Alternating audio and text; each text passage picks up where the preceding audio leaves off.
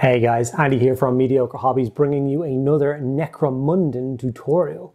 This time we are working on this monster, the Cargo 8 Ridgehauler. An absolutely monstrous vehicle for the new Ash Wastes version of Necromunda. And it has the option to pull a bunch of trailers, and in this tutorial I'm also going to be painting up one of the trailers, so it will feel like a proper behemoth on the tabletop. I'm going to be using some very quick, simple and easy to achieve techniques, so that if you yourself have a Cargo 8 Ridgehauler and want to get it done up quickly and on the table, this is the video for you. If you want to just sit back and enjoy the crazy content that is painting up one of these beasts, then you're also welcome to stick around. Remember guys, if you do enjoy my content and you want to support me, the easiest and cheapest way that you can do that is to hit that subscribe button down below. It takes 2 seconds out of your day, but it makes all the difference to me. And also, if you enjoy the video, don't forget to give it a like. Thank you guys so much, and let's get into the painting. Okay guys, this is the beast in question, the Cargo 8 Ridgehauler. It is an absolutely monstrous piece of kit. It actually took me nearly 5 hours to construct, which is saying something. I consider myself to be quite a fast builder, but yeah, I'd say about 5 hours of construction time to build this thing. So it's quite insane. There's a lot of like accurate parts underneath it. Everything has suspension, and there's 16 wheels across the cab and trailer. So it's quite a lot going on. As you can see, it's very detailed. It's a really nice kit. I'm not sure if I'd ever want to build and paint another one, but having one done in my collection is enough for me, and I'm delighted with it. These are the breakdowns that I went for when it came to the painting of it. So here's the cab. I'm going to call the front section the cab. As you see, no drivers inside. The roof is left off, so I put the driver and stuff in afterwards. Here's the roof. I just attached it to a base with a little bit of sprue, just so it made it accessible to paint it. In this video, I will not be painting up the crew. I won't be showing you guys how to do that. I actually did them on my stream. If you guys don't know, I stream every Tuesday and Thursday evening on Twitch between 8 and 10. So if you ever feel like dropping by and saying hello, feel free. But yeah, everybody's going to paint up their crew different. They're going to, depending on which gang they want them to match to or whatever. So I didn't see much of a point in showing you guys how to paint them how I did. So just go for it, whatever you want. If you want to make the match a Cawdor gang or Goliath gang or whatever you want to do, feel free. I'm just going to be focusing on the truck itself. So these are the parts that I'm going to focus on. So trailer and cab, 2 crates, and then 2 extra flatbed pieces. So if you don't want to put the crates in or the containers in, you can put these flatbed pieces in to make a big long flatbed piece, so which is pretty cool.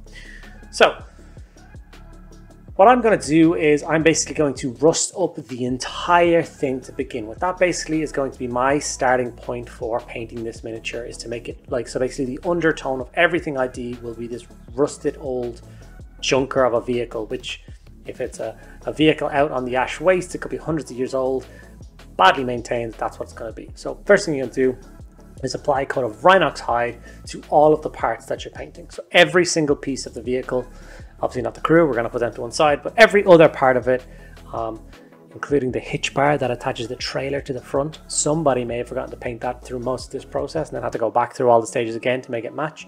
I don't know who that person is, but he feels very silly for doing it. Like I said, all I do is have a big soft brush, load it with Rhinox Hide, and just attack it. You want it to be a soft enough brush because as you kind of push it in past like little bits like the ladder and in around the, I'm gonna say cockpit, but inside the cab kind of thing, you don't want to be breaking the handles off or any of those struts off that hold the roof or any of the handles or stuff, so just be careful. Once it's all Rhinox Hide, it will look like it's made of chocolate. Do not eat it at this stage, as tempting as it is. You will just break your teeth and ruin a perfectly good model.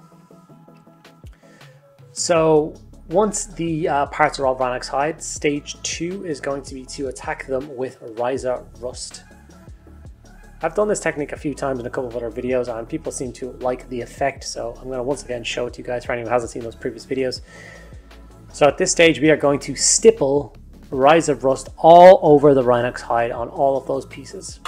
Stippling is just as it is. This time you don't want a really soft brush. Go grab a, I don't know, a brush that's a little bit harder, maybe it's got a little bit more wear and tear. You will be doing some damage to the brush doing this process, So an older brush is preferable. But yeah, you just load up the brush like you would be dry brushing, but instead of going a back and forth motion, you're going to stab up and down. And this is called stippling, and it's just applying the orange to the paint in a kind of mottled effect. Applying the orange to the model in like a mottled effect, so when we go over the dry brush later on, it won't cover up all the orange. And as you can see, it's quite a stark difference. It already seems like a rust. It looks kind of ace. And I really like having these two flat panels when I'm going through this process, because you can basically see the stage before and the stage after the whole way through. I don't know why I really enjoyed that, but hopefully it'll come across to you guys when I'm doing the video. And here's me doing the undercarriage. I did do the underside. Normally I don't paint undersides of tanks, but there was so much detail on this, I had to. So same thing again, and it's also quite a skeletal structure, so people will kind of see through parts of it to underneath. Yeah, it's better just safe to paint the underneath of this one. But same process, just stippling it with the Ryza Rust until all of those parts are done. This bit is a little bit tedious. Your wrist does get tired when doing it, but it's worth it. Next thing you're going to do is move over to any dark steel you have, Iron Hand Steel, Lead Belcher, Dark Metal, any of those ones.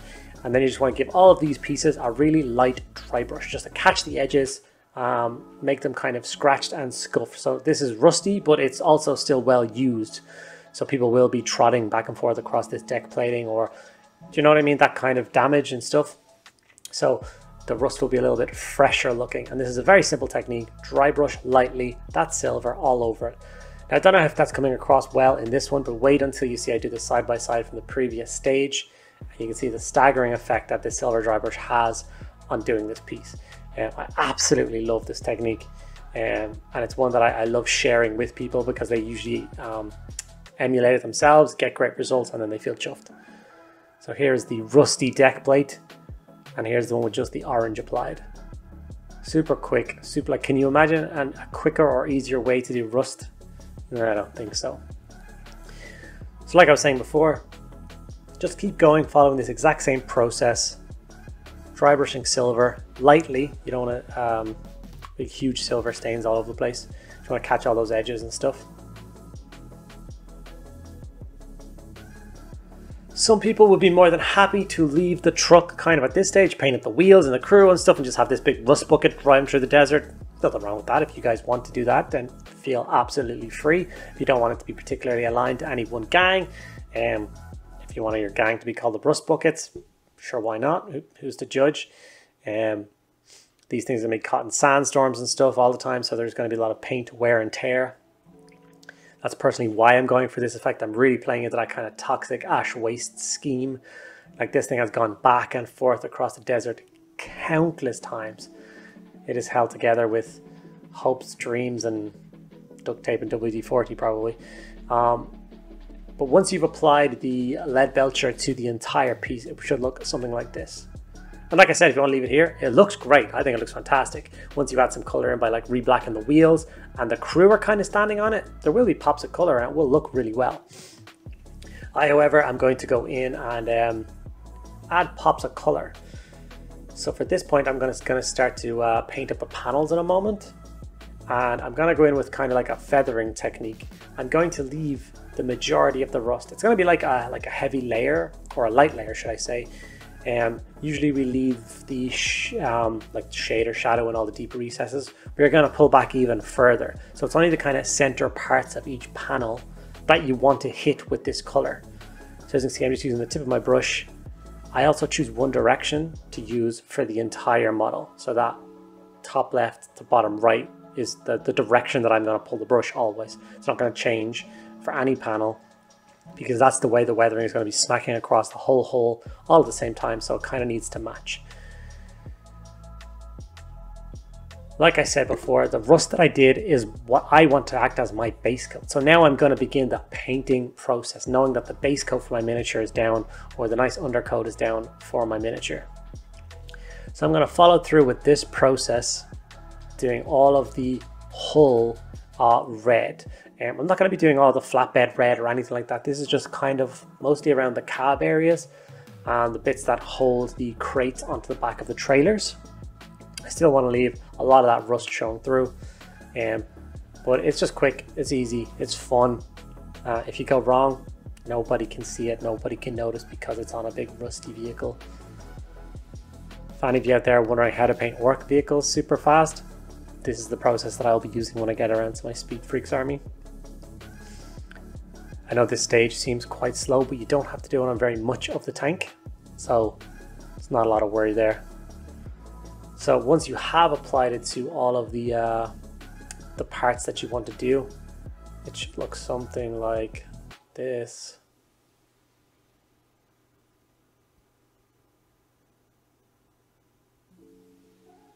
It's actually quite a therapeutic part of painting this stage.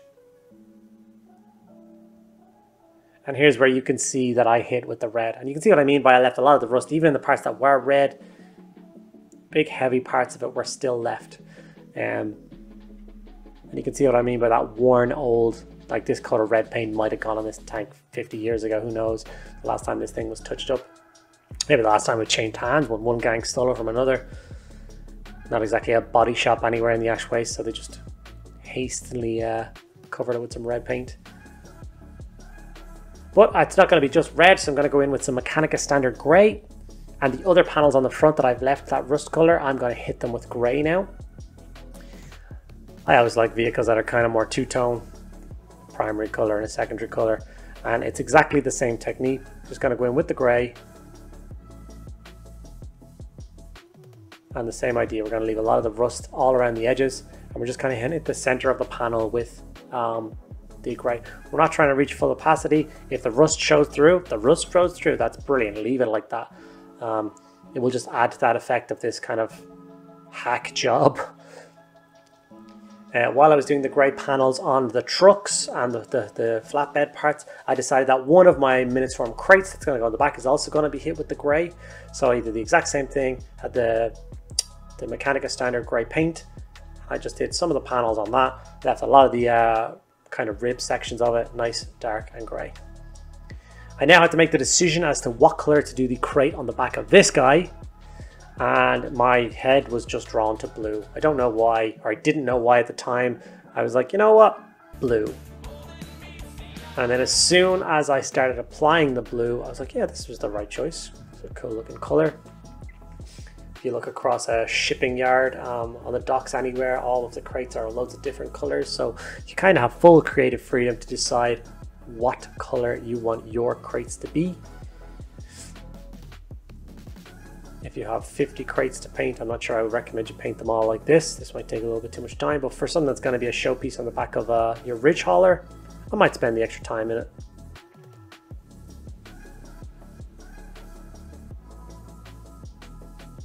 And once it was at this stage, the only thing that was rolling through my head was Autobots, roll out.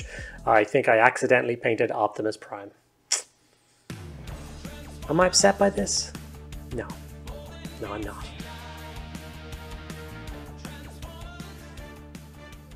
Trailer and cab with most of the colors applied. Now, the last stage I did on the rust, that silver dry brush, you could have done this at this stage because we are going to go back now and with the same exact dark color, we are going to hit the bits that we just painted because we want to re-add the kind of scratched, worn, old look, tired look to the red and silver parts. Red and silver, red and grey and blue and all those colors. I just wanted to show you guys the full process from start to finish on how to rust and then move on to this. Even if I wasn't showing, I'd probably do it this way around because I'm probably a little heavier on the silver dry brush before I do the painting as opposed to after. So what I try and do is kind of catch the edges and reintroduce those kind of scratches and make even the paint that is still on the hull even more kind of scratched and worn and tired looking. And as you can see, it works beautifully. Such a simple design. While I have some of the dark silver on my palette, I'm also going to take this opportunity to paint up any lights. So that means the headlights, some of the dashboard stuff, and then there's some lights on the front and back of all the crates. I'm going to hit them with a touch of bright silver. I then grab a contrast color to hit the seats with. I just grabbed the the Flesh Tears red contrast, really dark rich red, as if it's some old leather seat. And I just gave it one coat inside the cab. You don't have to go too much into this because someone else is going to be covering it. I used Karandras Green. That was the coat that went over all of those lights that we painted silver. Super quick, super effective for getting lights. I usually use something like Talazar Blue or some of the other greens, Warp Lightning maybe, but I'm now trying to learn and play with all of the new contrast paints. So Karandras Green was used to pretty good effect, I think. I then added a crew that I painted on my stream. As you can see, this is how they fit into the cab before I glue the roof on. And when I glue the roof on and attach all of the other crew, this is the result. I forgot to record, but these side spars got a little bit of a highlight of silver, and then the cabling got painted black. Simple, quick and effective. But when I got to this stage, I was like, okay, I see how this is going. I'm really pleased with the result. This is going to be super cool driving around the tabletop. Cab, the second piece is also there. I still get Optimus Prime vibes from looking at it. I probably know it is Optimus Prime, left in a scrap heap on Earth hundreds of thousands of years ago, and someone dug him out and is riding around the ash waste with him. You can of course still remove both of the containers and add in the flatbed pieces that we painted up to match.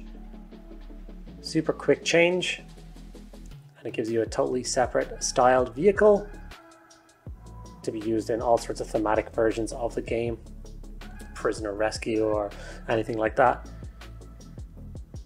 I really like the versatility of this vehicle. My brain, before I even read the book, has thought of 4 or 5 different missions that you could do around this vehicle, including Necromunda and some in 40k. As you can see, it's a good size on the back, so you can fit a lot of guys on it.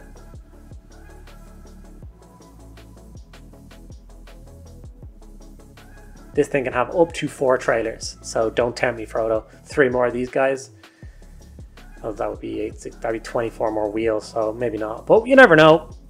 This is also backwards, if you notice the mud flaps on the trailer going the wrong way. That was just me. I should have turned it around here, but I only noticed it afterwards, so don't judge me. Here it is with the hitch tow bar thing. And here is the entire vehicle finished on a tabletop. Looking swish. It is an absolute behemoth in the Necromunda world. I can't wait for this war rig to traverse the desert, causing all sorts of havoc and mayhem, trying to get its stolen goods, drugs, munitions, whatever the hell it's bringing across from one crazy hive city to another. And there we have it, guys. A Necromundan Cargo 8 is finished. It took about 5-6 hours of painting time to get this thing done. I can't imagine a bigger piece is going to come out for Necromunda anytime soon. So hopefully that is the last time we'll have to do something that size for a little while. We can concentrate on our little gangs once again. Thank you guys for sticking around and enjoying the video. Make sure that you once again hit the like button. If you have any questions about anything that I did in this video, please drop in the comments below. I will get back to each and every one of you guys. And if you see real value in what I do and want to see the Mediocre Hobbies channel grow even bigger, more ambitious videos, the easiest way to do that is to check out my links for my Patreon below. Thank you guys so much, and I'll catch you in the next one.